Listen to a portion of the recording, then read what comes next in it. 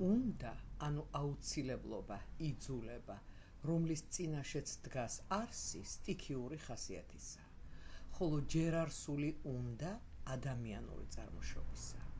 ესე იგი, არსის უნდას, აუცილებლობას, წესრიგს, ბუნება განსაზღვრავს, ხოლო ჯერ არსისას ადამიანი.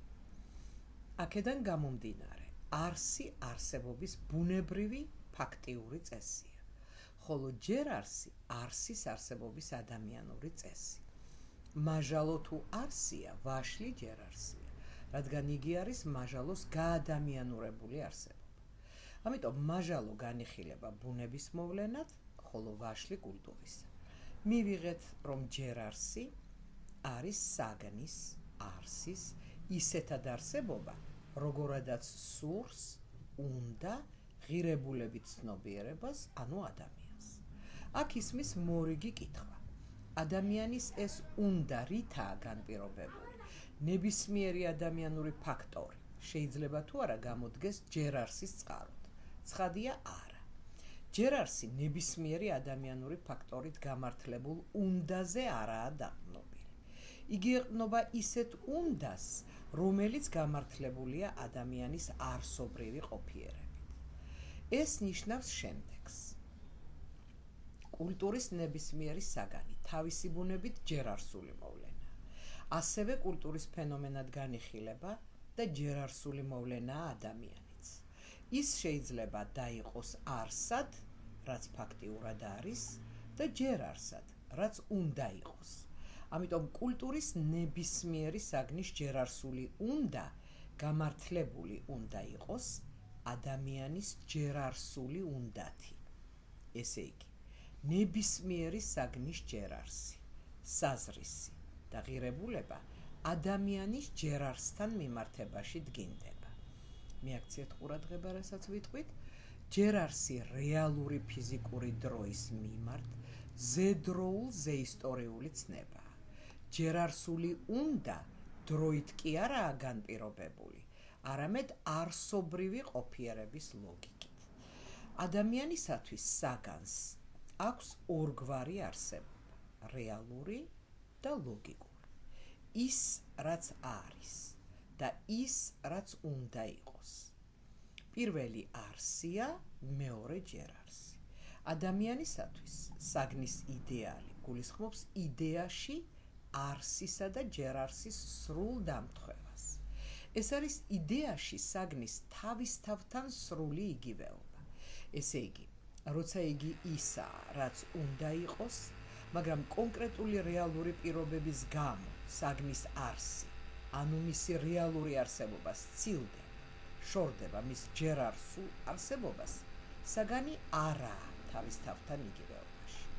იგი ის არ არის, რაც უნდა იყოს. აქედან გამომდინარე, ჯერ არსული უნდა იყოს იმპერატიული მოწოდებაა არსის ჯერ არსთან დაახლოებისა და მასთან თანხმობაში მოსვლის. ამიტომ ეს უნდა იყოს, მაინცა და მაინც მომავალში განთავსებას კი არ გულისხმობს, არამედ იგი ლოგიკური მოთხოვნაა, რომელიც ზედროული ბუნებისაა. გერმანული კლასიკური ფილოსოფიის უდიდესი წარმომადგენელი ჰეგელი დასცინოდა ისეთ ჯერ არსს, რომელიც მხოლოდ მომავალს გულისხმობს. მიაჩნდა, რომ ასეთ გაგებულ ჯერ არსში მუდამ არის უძულურება, რომელიც იმით ვლინდება, რომ რაღაც კი არის აღიარებული კანონზომიერებად და სამართლიანად, მაგრამ მას მაინც არ ძალუძს გზა გაიკვლიოს და გახორციელდეს. ჰეგელი, ლოგიკის მეცნიერი. დაუშვათ იდეალი განხორციელება. ესე იგი, არსისა და ჯერ არსის იდეალურმა იგივეობამ რეალური იგივეობის სახე მიიღო. რას გამოიწვევს ეს? მისი განხორციელების გამო მოიხსნება იდეა, მიზანი, განხორციელებული საგანი მისი სრულყოფილების, ვინაიდან ის განამდვილებული იდეალია გამო, გვარში უმაღლეს ღირებულებად ჩაითვლება. საგანი რეალურად იქცევა იმად, რაც უნდა იყოს. ამიტომ მისი ჯერ არსობა შენარჩუნებული იქნება. მივიღეთ, რომ იდეალის რეალიზაციით საგანი აწყოში თავსდება, მაგრამ ამით იგი ჯერ არსობას არ კარგავს. შემდეგი კატეგორია საზრისი გახლავთ. წინა საუბრებში ჩვენ არაერთგზის ვახსენეთ ტერმინი საზრისი. კულტურაში ერთ-ერთი ფართოდ გამოყენებული ცნებაა სწორედ საზრისის ცნება. საზრისი უნდა განვასხვაოთ აზრისაგან. ეს უკანასკნელი ცნობიერებაში საგნის იდეის სახით გამოხატვა. თუმცა ხშირად ტერმინი აზრი სწორედ საზრისის მნიშვნელობითაც გამოიყენება.